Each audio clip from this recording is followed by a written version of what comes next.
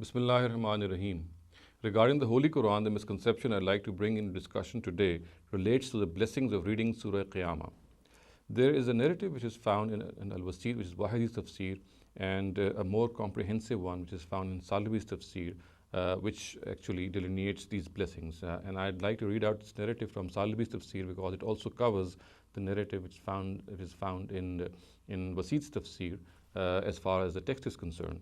Both these narratives are reported by Ubay ibn Ka'b radhiyallahu anhu from the Prophet Muhammad sallallahu alaihi wasallam, and the words are: "Man qara surat al-Qiyamah, shahidtu ana wa Jibril lahu yawm al-Qiyamah annahu kana mu'minan bi yawm al-Qiyamah wa jaa wajhuhu musfirun ala wujuhil khalaiq yawm al-Qiyamah."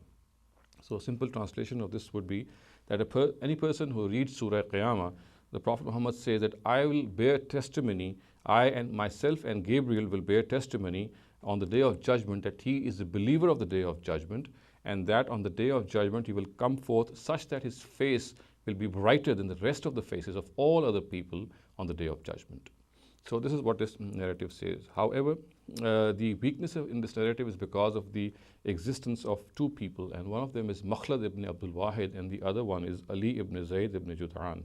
Now, as far as Makhlad ibn Abdul Wahid is concerned, Abu Hatim says that he is Za'if al-Hadith, and Ibn Hibban says that he is Munkar al-Hadith.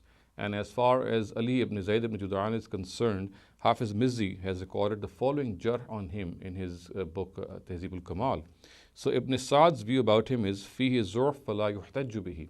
And we have multiple opinions ascribed to Imam Ahmad bin Hanbal about Ali ibn Zayd ibn Jud'an, and they are laysa bil qawi, laysa bil shay, and Za'if al-Hadith.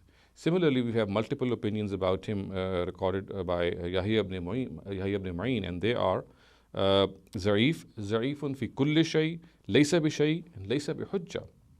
Similarly, Ibrahim ibn Yaqub al-Juzjani says that he is Wahil Hadith, Za'if, and La yuhtajju bihi. And Abu Zur'a says laysa bil qawi.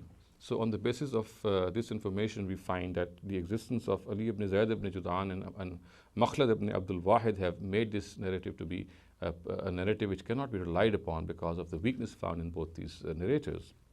Now, as far as his text is concerned, which is found in Al-Wasit, which is Wahidi's Tafsir, it also is extremely weak because of the fact that it contains two very weak narrators, and one of them is Harun ibn Kasir, who is regarded to be majhul by Abu Hatim, and the other one is Salam ibn Sulaym al-Madaini, about whom we have the following comments by Rijal authorities. Hafiz Mizzi in his Tahzib al-Kamal has recorded the following comments about Salam ibn Sulaym al-Madaini, and I'd like to read out these comments before you so that we can have an idea of the nature of what exactly Salam ibn Sulaym al-Madaini has been regarded by our Hadith and Rijal authorities. Thus, for example, Yahya ibn Ma'in says laysa bi shay, and another opinion which he says about him is Za'ifun la yuktabu hadithuhu, and Muhammad bin Abdullah bin Ammar al-Mawsili says laysa bi hujja, and Ibrahim bin Yaqub al-Juzjani says ghayru siqa. Abu Zura and Abu Hatim regard him to be Za'if, and Imam Bukhari, Imam Nasai, and Abdul Rahman bin Yusuf bin Kharash say that he is matruk, which has been abandoned. Another opinion of Imam Nasai is laysa bi siqa wa la yuktabu hadithuhu, and Abu al-Qasim al-Bughwi says Za'if al-Hadith jiddan. And another opinion of Abdul Rahman bin Yusuf bin Kharash is about him is Kazzab, that he's a great liar. And perhaps it is on the basis of this information about Harun ibn Kasir and Salam ibn Sulaym al-Madaini that Hafiz ibn Hajar has regarded this narrative, which is found in Al-Wasit, to be concocted and fabricated, which of course means it has absolutely no basis. We can safely say that in the matter of Al-Wasit's narrative, it has no ascription to the Prophet Muhammad. It has been concocted. And in the case of Salabi's narrative, which is found in Salabi's Tafsir, too is extremely weak, and it cannot be safely ascribed to the Prophet Muhammad sallallahu alaihi wasallam, and it has to be disregarded as well.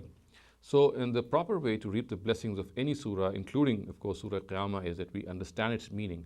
We have a living relationship with that surah by having a grasp of its meaning, by understanding what it says, by acting upon the message it has for us, and by asking others to deliberate on its message, and similarly in communicating its message to other people. So these are the proper ways of reaping the blessings of a surah, and to totally disregard narratives such as the one that I just read out, which have absolutely no basis. अक़ूलु क़ौली हाज़ा वस्तग़फ़िरुल्लाह ली व लकुम व लिसाइरिल मुस्लिमीना वल मुस्लिमात।